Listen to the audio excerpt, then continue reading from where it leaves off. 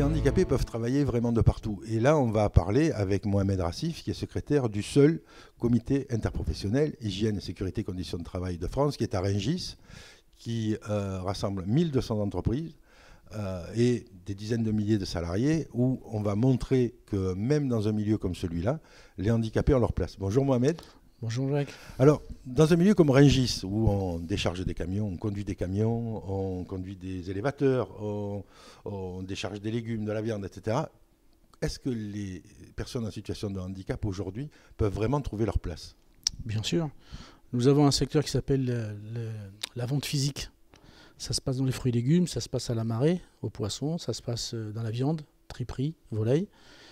On a des exemples, par exemple, au fromage, les produits laitiers avicoles, où on a plusieurs handicapés.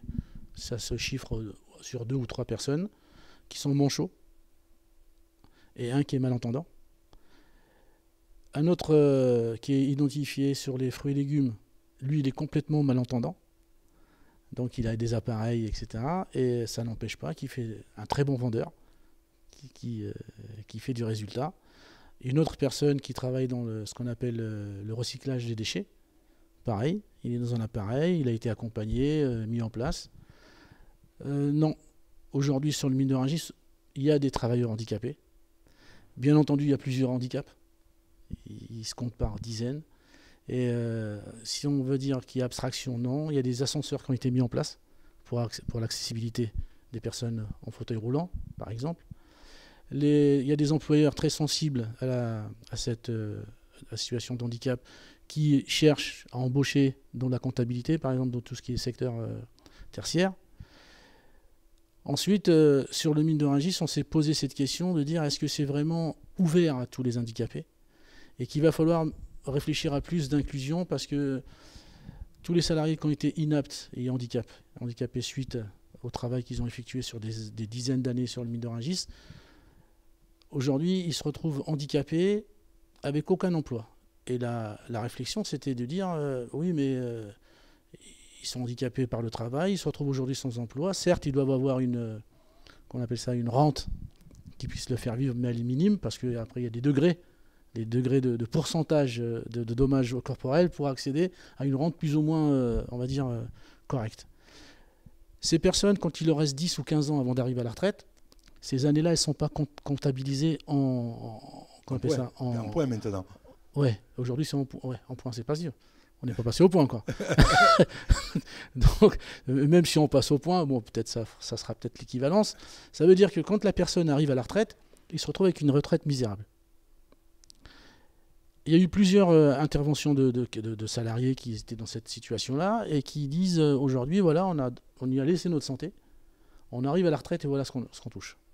Oui, alors ça, c'est pas spécifique au marché de Rungis, c'est dans tous les métiers et ça devrait être pris en compte dans le cadre de la pénibilité. Quand je dis Rungis, bien entendu, ces situations-là existent dans le dernier village de France, où un peintre, par exemple, y est, ou un menuisier, ou un boulanger avec la farine, ou un carreleur avec les genoux, voire le dos, etc. Non, ça a été réfléchi sur le mine parce qu'il y a des personnes qui étaient sensibilisées. Les donneurs d'ordre, le mine de Rungis, avec le président du mine de Rungis, qui est très sensible à ce sujet-là. Le mine est un vrai laboratoire, parce que c'est combien de métiers le mine de Rungis? On part, si vous voulez qu'on parle de métiers, juste, vous avez le commerce, hein, tout ce qui est commis, conducteur d'engin, poids lourd, assistante, secrétaire, comptabilité, expert. Tous les métiers sont représentés, bien entendu. Les chauffeurs, tout véhicule. Donc c'est un véritable laboratoire pour qu'au niveau national, on puisse regarder ce qui se passe à Rungis, parce qu'il y a tous les métiers, pour savoir comment on fait pour gérer les dernières années d'une personne qui deviendrait en situation de handicap ou de personne qui a subi dans sa carrière un travail très pénible. C'est un superbe laboratoire. Avec combien de salariés? On a à peu près 23 000 salariés. 23 000 salariés, 1200 entreprises, c'est un handicap grande taille, quoi. Madame Balthazar, que vous avez vu, est assistée au lancement de l'étude sur l'handicap sur le mine de Rungis, par exemple. Elle était présente. Et c'est avec l'AGFIP qu'on a fait cette étude, qui a été financée par l'AGFIP. Bien entendu, c'est un laboratoire qui va ensuite faire tache d'huile sur toute la zone nationale, on va dire. Mais pour cela, il va falloir qu'on retravaille encore de façon à avoir, qu'on appelle ça, les points sensibles, et surtout avoir un dispositif qui permette un arbre de travail, c'est-à-dire un document, arbre de travail, qui va permettre de guider toute personne dans cette situation-là, aussi bien employeur que employé. La réflexion, elle est beaucoup là-dessus, et le travail est beaucoup là-dessus.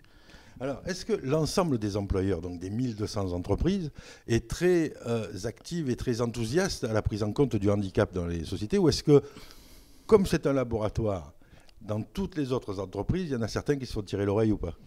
Non, en fait, aujourd'hui, si on doit répondre à ça, je dirais que toutes les entreprises qui ont des RH, structures RH, des RH,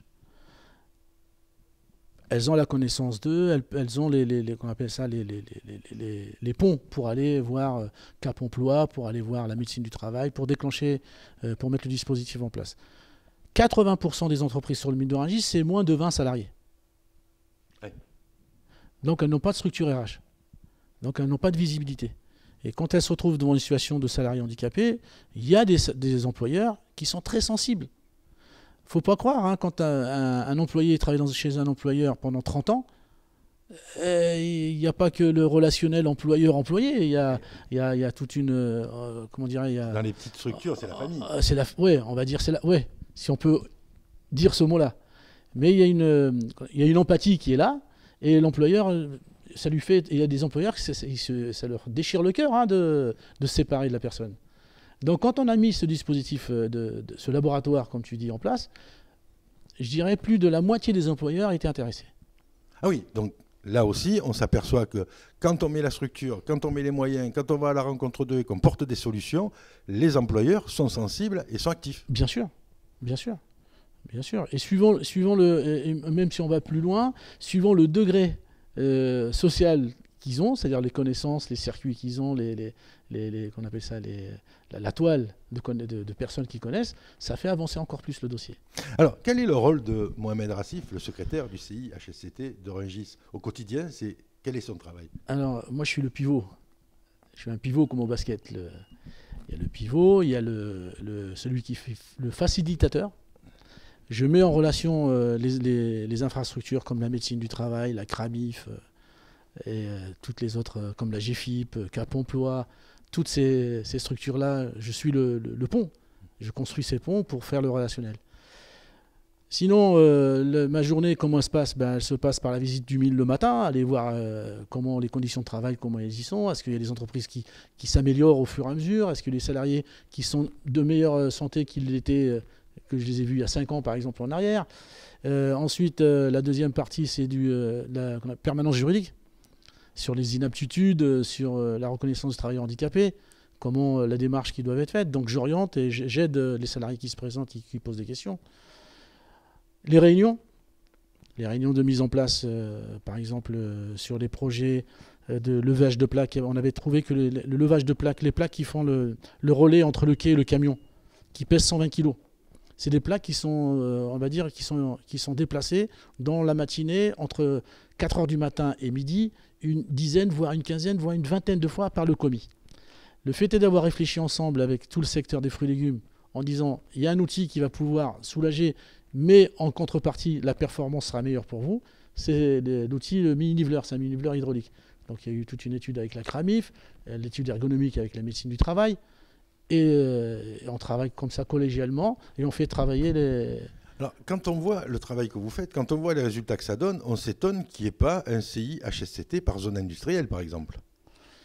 Après, c'est la volonté des employeurs, comment ils communiquent entre eux. Sur le mine de Rungis, la chance qu'on a, c'est qu'on a la CEMARIS qui est on va dire la personne qui s'occupe des locaux sur le mine, c'est elle qui s'occupe du mine de Rungis. Des loyers, des infrastructures, de la construction de bâtiments nouveaux, qu'on appelle ça de la réparation, du suivi des maintenances, etc. Donc c'est un élément moteur. Le mine de Rungis, le patron du mine de Rungis, M. Layani, est un élément moteur.